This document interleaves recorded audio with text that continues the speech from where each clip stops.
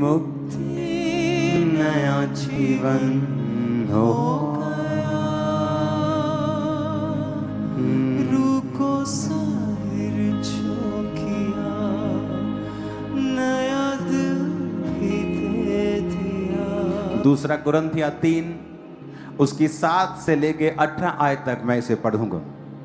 और ये फिर से पवित्र आत्मा के जरिए मैं आपको ये बात बता रहा हूं कि जो मैसेज गुरदासपुर कलानौर में दिया गया था, प्लीज उस मैसेज को दोबारा जरूर सुने। वो मैसेज लाइफ चेंजिंग है, वो पवित्र आत्मा के अंदर से निकला है, उसको जन्म देने वाला होली स्पिरिट है उस मैसेज को। क्योंकि मुझे इतना तो मालूम था कि इस विषय के ऊपर मुझे मैसेज देना है, लेकिन जितना मैं बोला हूं मुझे उतना मालूम नहीं था कि मैं इतना बोलूंगा। क्योंकि मैं पूरी तरह से पवित्र आत्मा को समर्पित करके पुलपिट के ऊपर गया था, तो मुझे मालूम नहीं था मुझे क्या कहना है। जस्ट मैसेज का एक शीर्षक मुझे मालूम था। तो मैं ये जानता हूं कि वो मैसेज खुदावंद की ओर से, उसे दोबारा सुने और अपनी जिंदगियां उस मैसेज के आसपास बनानी शुरू करें। वो मैसेज एक नदी की तरह है। पुराने समय में जब लोग अपने टेंट्स, तंबुओं को, घरों को खड़ा करते थे तो नदी के किनारे करते थे ताकि पानी में दिक्कत ना आए, उनके जीवन चलें। अगर उन्होंने कुछ बोना है, कुछ उगाना है तो नदी का पानी उनकी हेल्प करे। कुएं नहीं होते थे तब, खोदने पड़ते थे खुद, सबमर्सिबल नहीं होते थे। तो ये मैसेज एक नदी की तरह है। अगर आपको अपने घर बनाने हैं तो इस मैसेज के आसपास बनाएं, और ये मैसेज आपकी हेल्प करेगा और आपकी फुल लाइफ को ये खड़ा करेगा जहां आपको होना चाहिए, और आपका बेस्ट वर्जन आपके जीवन से निकलेगा अगर आप इस मैसेज को सुनेंगे और इसे फॉलो करेंगे। दूसरा कुरिन्थिया 3 उसकी 7 में लिखा है, यदि मृत्यु की ये वाचा जिसके अक्षर पत्थरों पे खोदे गए थे यहां तक तेजमय हुई कि मूसा के मुंह पर के तेज के कारण जो घटता भी जाता था इजरायली उसके मुंह पर दृष्टि नहीं कर सकते थे। परमेश्वर ने कहा, अपने हाथों को उठा के कहो, आज जो मैसेज मैं सुन रहा हूं, मैं वायदा करता हूं मैं सिर्फ इसे सुनूंगा ही नहीं बल्कि इसे सुनाऊंगा भी। वायदा करो परमेश्वर से।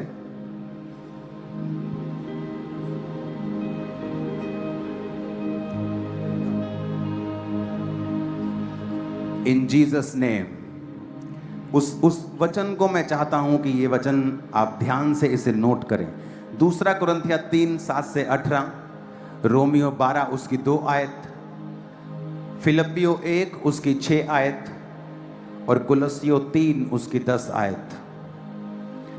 उसमें लिखा कि मृत्यु की वह वाचा जिसके अक्षर पत्थरों पे खोदे गए थे, कि जब मूसा उस आज्ञा को लेकर नीचे आया था, इसकी गूंज कम करो, तो वचन कहता है कि उसके मुंह से तेज निकल रहा था। और जब इजरायलियों ने उसके मुंह की ओर देखा कि इसके मुंह पर से लाइट शाइन निकल रही है, उसका मुंह शाइन हो रहा है, एक शाइनिंग लाइट उसके मुंह से निकल रही है, तो वो डर गए और उसके मुंह को वो देखना नहीं चाहते थे। तो परमेश्वर ये कह रहा है कि अगर वो वाचा जो मौत की वाचा थी, क्योंकि शब्द मारता है, क्योंकि उस वाचा को कोई भी पूरा नहीं कर सकता था, तो सब मौत के नीचे थे। कहता अगर वो वाचा तेजोमय थी तो सोचो वो वाचा जो परमेश्वर यीशु मसीह ने दी वो और भी तेजोमय क्यों ना होगी। 8 में लिखा तो आत्मा की वाचा और भी तेजोमय क्यों ना होगी। 9 में लिखा जब दोषी ठहराने वाली वाचा तेजोमय थी तो धर्मी ठहराने वाली वाचा और भी चमकदार तेजोमय क्यों नहीं होगी। और जो तेजोमय था वह भी उस तेज के कारण जो उससे बढ़कर तेजोमय था कुछ तेजोमय न ठहरा, क्योंकि वह तो जो घटता जाता था तेजोमय था, और वह जो स्थिर रहेगा और भी तेजोमय क्यों ना होगा। अब इस वचन को बड़े ध्यान से हमें समझना पड़ेगा कि परमेश्वर ने हमें क्यों बुलाया है। लिखा 16 आयत में, जब कभी भी उनका हृदय प्रभु की ओर फिरेगा तो वो पर्दा उठ जाएगा। 17 में लिखा प्रभु तो आत्मा है और जहां कहीं परमेश्वर का आत्मा है वहां स्वतंत्रता है।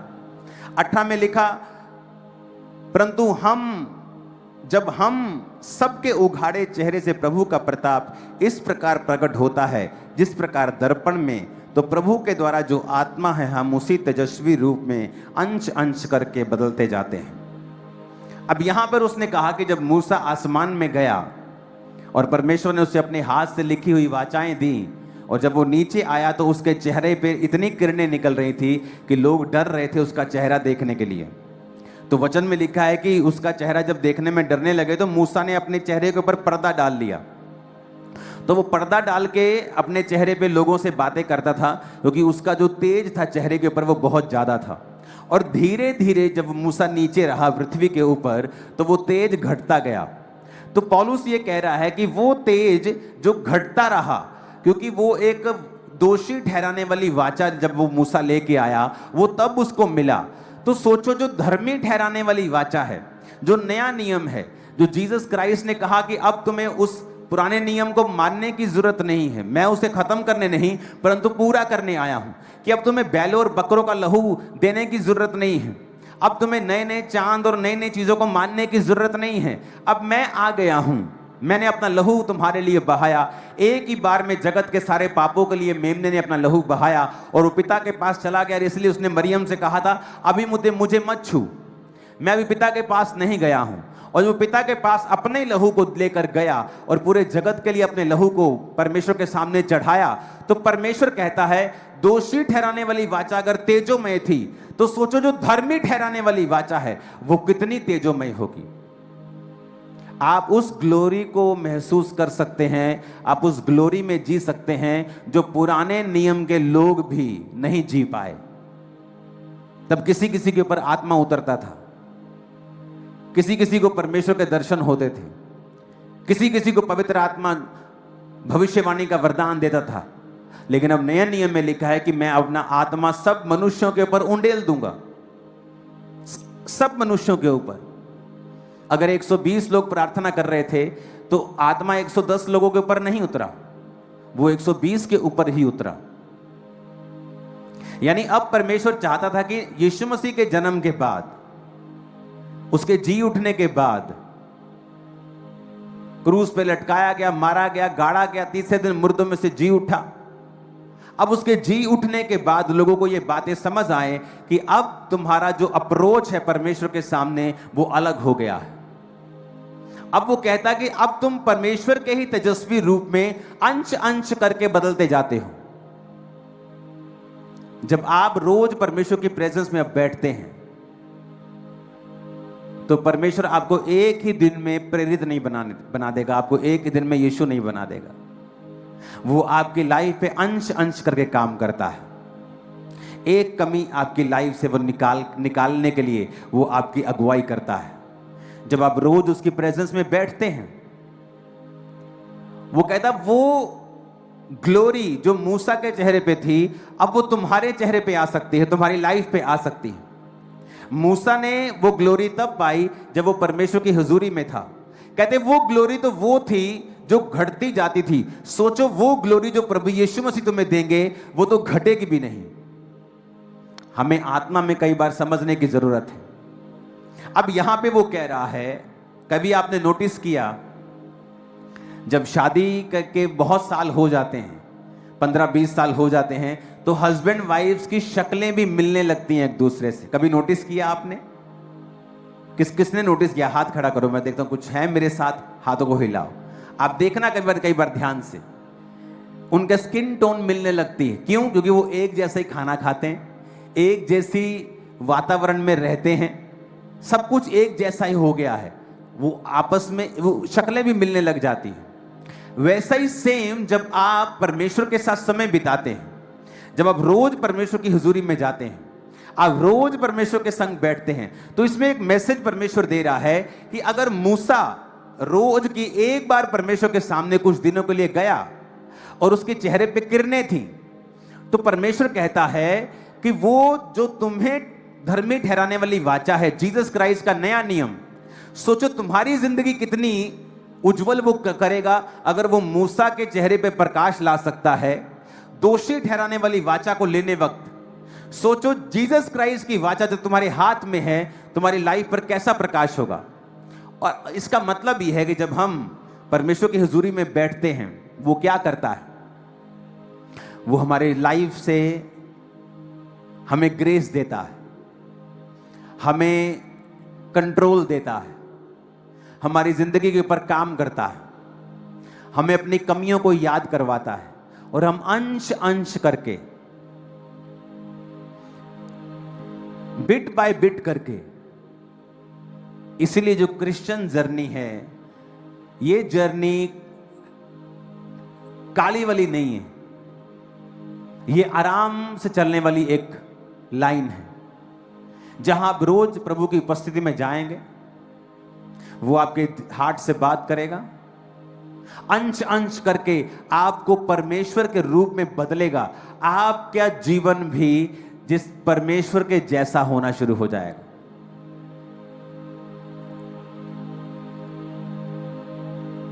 परमेश्वर के अंदर कोई डर नहीं है, उसको बीमारी से डर नहीं लगता, उसको शैतान से डर नहीं लगता, जादू टोना उसकी आंख को झेल भी नहीं सकता। एक नजर जादू टोने में पड़ी तो वो भस्म हो जाएगा, भस्म से भी भस्म हो जाएगा, उसकी भस्म भी भस्म हो जाएगी। वैसा स्वभाव परमेश्वर आपको देते हैं। जब आप उसकी प्रेजेंस में जाते हैं रोज,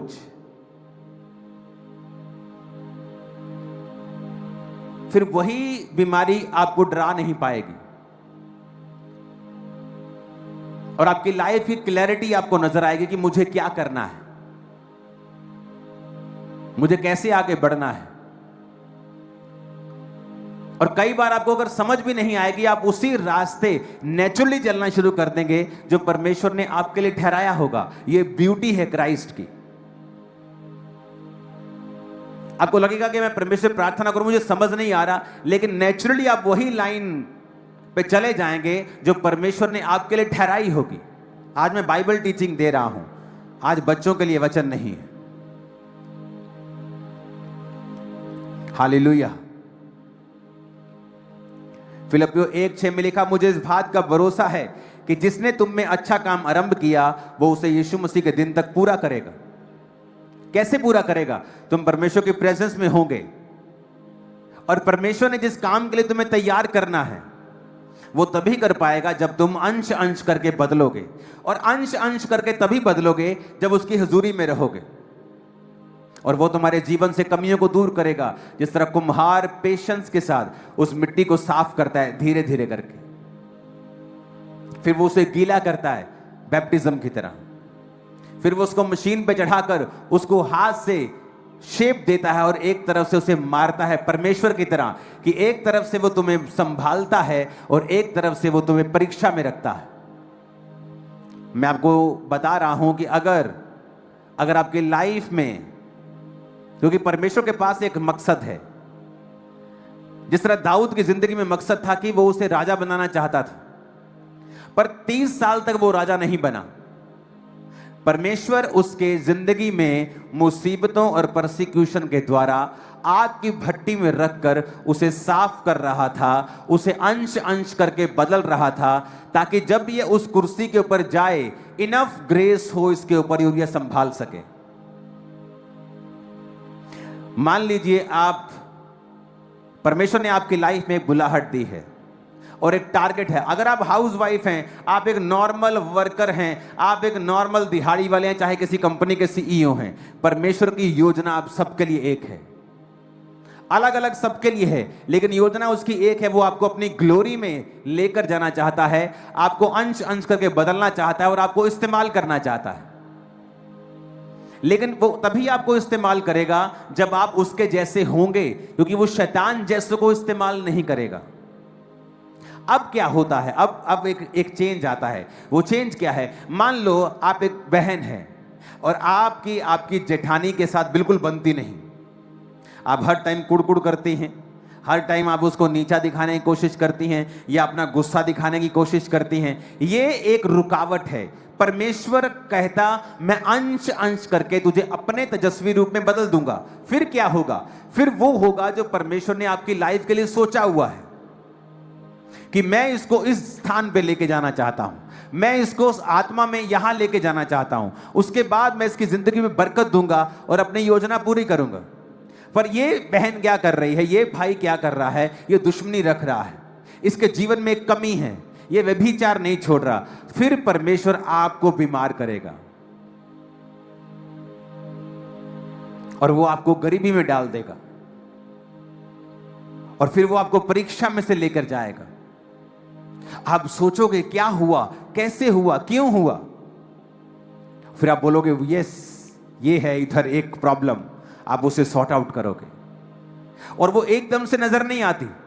आप पहले प्रभु को चिल्लाते रहते, प्रभु क्यों कर रहे, क्यों कर रहे, लेकिन धीरे धीरे उस दुख की भट्टी की उस तपन में आप सीखते हैं कि अच्छा मुझे माफ करना था, मैं नहीं कर पा रही हूं, नहीं मुझे ये शराब छोड़नी थी, मैं नहीं छोड़ पा रहा हूं। तो परमेश्वर फिर दुखों का इस्तेमाल करता है आपको अपने अंश अंश में तेजस्वी रूप में बदलने के लिए। और जब हम उन दुखों को समझ जाते हैं, उस दुख में समझ जाते हैं, कुछ तो बेवकूफ होते हैं, उस दुख में भी नहीं समझते, फिर परमेश्वर उंगली टेढ़ी करता है, दुख के प्रेशर को बढ़ाता है, फिर हम समझते हैं अच्छा अब मुझे सुधरना पड़ेगा। कुछ पास्टर्स को लोग बड़ा तंग करते हैं, कुछ दूसरे विश्वासी जो है कलीसियाओं के, वो खुद नहीं सुधरना चाहते। और जब मैं उन पास्टर से मिलता हूं और बोलता हूं अपनी कलीसिया में पाप के अगेंस्ट प्रचार करो, अगर तुम नहीं करोगे तो लोग बीमार रहेंगे, लोग अलग अलग मुसीबतों में रहेंगे और सिर तुम्हारा खाएंगे, तुम्हें बोलेंगे ले हैंड करो, जबकि वो ये नहीं देखेंगे कि हमारी जिंदगी में ये प्रॉब्लम है कि परमेश्वर हमें अंश अंश करके बदलना चाहता है। कई बार अगर आपकी लाइफ में आपको पता है कि ये मेरी लाइफ में एक दिक्कत है, मैं आपको आज पुलपिट से आत्मा से बोल रहा हूं, आपको भी और पास्टर्स को भी, अभी सुधार लो इससे पहले कि परमेश्वर आपको खींचे। अगर आपको लगता है कि ये टीवी देखना मेरी एक आदत बुरी है, उसे कम कर दो, खत्म कर दो। आपको लगता है कि ये मेरी आदत एक बुरी है, उसे खत्म। परमेश्वर इंतजार करता है, वो बड़ा धीरजवंत है, मजे से करता है। वो 2, 3, 4 साल देखता है आपको, आप नहीं सुधर रहे, फिर वो आपको छूता है। और जब वो छूता है तो बहुत मुश्किल करता है, क्योंकि वो चाहता है कि आप अंश अंश करके बदलें। और उसे पता चलता है कि एक आपकी गंदी आदत ने आपके उस चीज को खत्म कर दिया है। अब परमेश्वर आपको बदल नहीं ले पा रहा, आपको बदल नहीं पा रहा है, आप आगे नहीं बढ़ पा रहे, ग्रेस आपकी रुक गई है। तो फिर परमेश्वर आपको बीमार करता है, या आपको मुसीबत देता है, या आपको गरीबी देता है, या आपको कोई मुसीबत, कोई बड़ा प्रॉब्लम आपकी लाइफ में एंटर करता है। और फिर आप मसीह में हैं और आप प्रेयरफुल हैं, बट सडनली आप अपने आप को एक प्रॉब्लम में फंसा हुआ पा रहे हैं। और ये समय होता है जब परमेश्वर धीरे धीरे धीरे आपको रियलाइज करवाता है कि ये प्रॉब्लम तेरी लाइफ में, ये दिक्कत थी, देख तुझे इतना मौका मिला, 6 महीने मिले, साल मिला, तुझे मालूम था 1 साल से कि ये मेरी लाइफ की कमजोरी है, 2 साल मिले, 3 साल, तू नहीं सुधरा। तब परमेश्वर को वो काम करना पड़ा आउट ऑफ लव, क्योंकि वो तुम्हें नाश होता हुआ देखना नहीं चाहता है।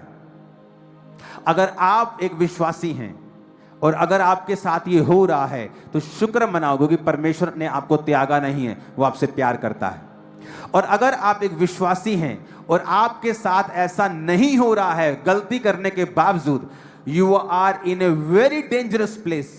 आप एक बहुत डेंजरस प्लेस पे हैं, क्योंकि परमेश्वर आपको सुधार नहीं रहा तो वो आपको नाश करेगा पूरी तरह से। ये उसकी दूसरी साइड है, मैं आपको बता रहा हूं। अगर उसने आप पर गिव अप कर दिया है ना, लोग बोलते परमेश्वर गिव अप नहीं करता, वो छोड़ दो इस बात को, परमेश्वर बहुत महान है। किसी पास्टर ने प्रीच किया और मुझे इतनी जलन हुई अंदर से। ये जो फेक लोग होते हैं ना, फेक पास्टर्स, फेक प्रॉफिट्स, ये वचन को भी तोड़ मरोड़ के अपने मुताबिक पेश करते हैं, क्योंकि उन्होंने अपने आसपास के जो लोग होते हैं ना, उनमें कुछ गड़बड़ें करनी होती हैं। ताकि वो दोषी न ठहरे और सब उनको अच्छी निगाह से देखें। और उसने कहा कि परमेश्वर के पास आपके लिए प्लान्स हैं। If you fail in one plan, he has another plan. That's a biggest joke, rubbish. ऐसा नहीं है, ये बकवास है, ऐसा बिल्कुल नहीं है। परमेश्वर के वचन में मिलावट करनी बंद कर दो। परमेश्वर के पास आपके लिए एक ही योजना है, ओनली वन प्लान। अगर आप उस प्लान से फिरते हैं, उसके पास आपके लिए कोई दूसरा प्लान नहीं। प्लान एक ही है। अगर परमेश्वर ने योना को कहा कि तू निनवे जाएगा, प्लान वही है। योना फंसा, योना मछली के पेट, योना फंसा, योना मछली के पेट में गया। योना तौबा की, योना को फिर वही फेंका प्रभु ने। कहता यही प्रचार कर बेटा, यहां ही तेरी बुलाहट है। Not many plans, only one plan. अब वो तुम्हारे ऊपर है, तुमने वो प्लान जूतियां खा के, पत्थर चाट के पूरा करना है। दुखी होके, बीमार होके, कलेशों में जाके, संकट में पड़ के यू होना है, तो वो तुम्हारी मर्जी है। बहुत से लोगों से मैं अपनी लाइफ में मैं मिला हूं। बहुत से लोगों को मैंने बोला है यहां शादी मत कर, अगर तू यहां शादी करेगा करेगी तेरी सेवकाई खत्म हो जाएगी। वो सेवकाई खत्म है आज उन लोगों की, टैलेंटेड लोगों की। उन्हें लगा वो अपने टैलेंट से, टैलेंट से नहीं, कॉलिंग से। और वो कॉलिंग परमेश्वर आपको एक जगह ही देता है, आप 10 जगह नहीं बुलाए गए। आप वो प्लान मिस करते हैं तो आपके ऊपर है। आप उस प्लान पे स्टक रहेंगे सालों साल। वो सालों साल वेट करता है। 20-20 साल मैंने लोगों को उसी पोजीशन पे देखा है, जहां गिरे वहीं पड़े रहे, जब तक उन्होंने फैसला नहीं किया हां हम वापस जाएंगे उसी ग्लोरी में। अब आपके ऊपर है। आपको प्लान समझ आ गया कि परमेश्वर मेरे को अंश अंश करके बदलना चाहता है। उसे दिक्कत नहीं है आपकी लाइफ में बड़ा गुनाह है, छोटा गुनाह है, बड़ा भारी, आप बार बार गलती कर रहे हैं, उसे प्रॉब्लम नहीं है। वो चाहता बस उसे खत्म कर दो, अंश अंश बदल जाओ, दैट्स इट। वो कोई भी गलती हो सकती, उसे छोड़ दो। लेकिन जब आप कंटिन्यू करने लगते हैं और उस वचन के लिए बहाना ढूंढने लगते हैं, उस पाप के लिए, तो परमेश्वर आपको देखता है कि आप एक डेंजरस प्लेस के ऊपर हैं और आप अपनी साल्वेशन गवा सकते हैं, तो फिर वो आपको मुसीबतें देने शुरू करता है। और अगर आपकी स्पिरिचुअल आइज ओपन है, आप समझ जाते हैं कि ओके, मुझे इस लाइफ में इस जगह सुधार करना है। और कई बार परमेश्वर आपको लगातार, पवित्र आत्मा आपको बोलता रहता है ये काम मत कर, इस काम को कम कर दे, इस काम को खत्म कर दे, और आप नहीं सुधरते हैं। आपका स्टेप होना चाहिए, आपका स्टेप होना चाहिए। ओके, अगर आप मोबाइल पे ज्यादा समय व्यतीत करते हैं और पवित्र आत्मा आपको रोकता है, तो आपका फर्स्ट स्टेप होना चाहिए कि ठीक है, आज मैंने 3 घंटे बिताए, कल से मैं 2.5 बिताऊंगा, एक हफ्ते बाद मैं 2 घंटे बिताऊंगा, मैं 1.5 घंटा, एक हफ्ते बाद 1 घंटा, मैं नीचे आऊंगा, मैं बेटर होऊंगा हर डे, एवरी डे। परमेश्वर देखता है आपको, ओके ये आदमी सुन रहा है, ये औरत सुन रही है, ये अंश अंश करके चेंज हो रहा है। तो परमेश्वर की योजना बनी रहती है, क्योंकि वो आपको एक स्थान पे लेके जाना चाहता है। अगर दाऊद उस ग्लोरी तक पहुंचना चाहता है जो 16 साल में डिक्लेयर कर दी गई थी मान लो, और 30 साल तक भी उसकी लाइफ में नहीं पहुंची, क्यों? क्योंकि दाऊद की जिंदगी में अभी तक वो बदलाव नहीं हुआ था। जब परमेश्वर ने देख लिया अब दाऊद इस काबिल है, इस ग्रेस को हासिल कर लिया है कि ये उस कुर्सी पे बैठ सकता है, तो भी उसको पूरे इजराइल का राजा नहीं बनाया, एक गोत्र का। कौन था गोत्र? वो कौन सा गोत्र था? ऊंची बोलो, ऊंची बोलो। देखो बाइबल नहीं पढ़ते लगता तुम लोग। कौन से गोत्र का राजा बनाया गया था उसको? यहूदा, एक गोत्र का। अभी 12 गोत्रों का राजा नहीं बनाया, पूरे इजराइल का नहीं, एक गोत्र का। 37.5 साल बाद पूरे इजराइल का राजा बनाया। तब तक परमेश्वर उसे अंश अंश करके बदल रहा था। क्रिश्चियनिटी काली वाला काम नहीं। आप 2 साल में ही आप बोलो कि मैं ऐसा बन जाऊं, नहीं होगा। वो धीरे धीरे आपको लेके जाएगा। आप एक दिन वचन सुन रहे होंगे, एक कमी निकल जाएगी। एक दिन वचन पढ़ रहे होंगे, कमी निकल जाएगी। एक दिन प्रेयर में बैठे होंगे, कमी निकल जाएगी। एक दिन वचन सुन रहे होंगे, कमी निकल जाए। और वो धीरे धीरे आपके जीवन से कमियां निकालता है, ताकि उस ग्रेस के लिए आपको रेडी कर सके जो आपकी लाइफ में परमेश्वर देना चाहता है। इससे बेहतर है कि आप एक परीक्षा में फंसें, फिर उससे सीखें। इससे बेहतर है कि जब परमेश्वर धीमी आवाज में आपसे कुछ कह रहा है, उसे फॉलो कर लें। ये मैं as a man of God आपको बोल रहा हूं, और ये होने वाला है।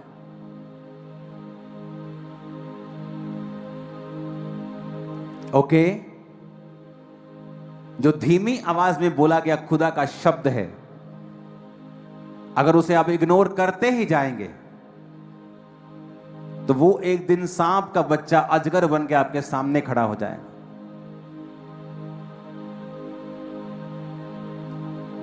जब यीशु ने चंगा किया 38 साल के रोगी को और कहा फिर से पाप मत करना, तो उसने ये नहीं कहा प्रभु कौन सा पाप, उसे पता था कौन सा पाप। अगर मैं आपको बोल रहा हूं कुछ छोड़ना है, तो आपको पता है क्या छोड़ना है।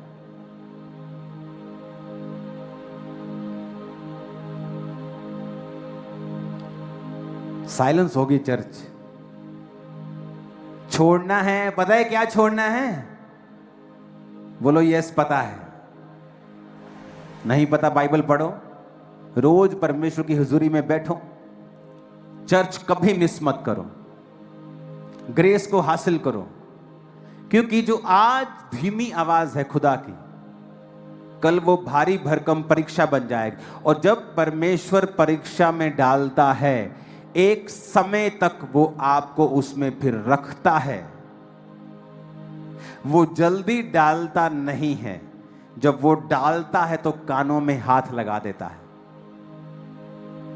कानों पे हाथ लगवा देता है। फिर वो बेहतर है, अपने पड़ोसी को बोलो कि तू उस परीक्षा में ना पड़े, ये बेहतर है।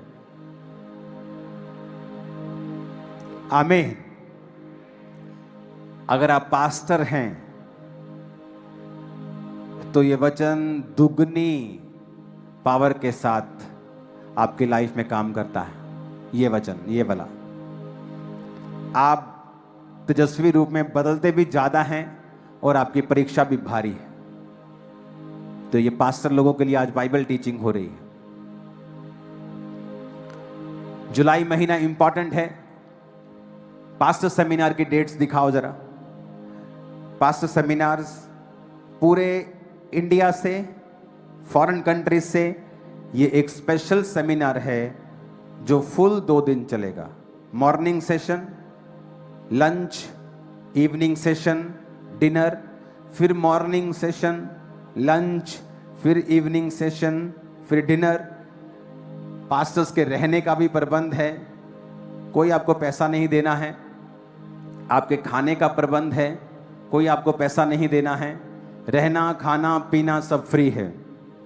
ज़्यादा पास्टर्स आ जाएंगे, इस भवन में आप रह सकते हो। ये आपके बाप का, मेरे बाप का घर है। उधर 2 बड़े बड़े एकड़ों में हॉल है।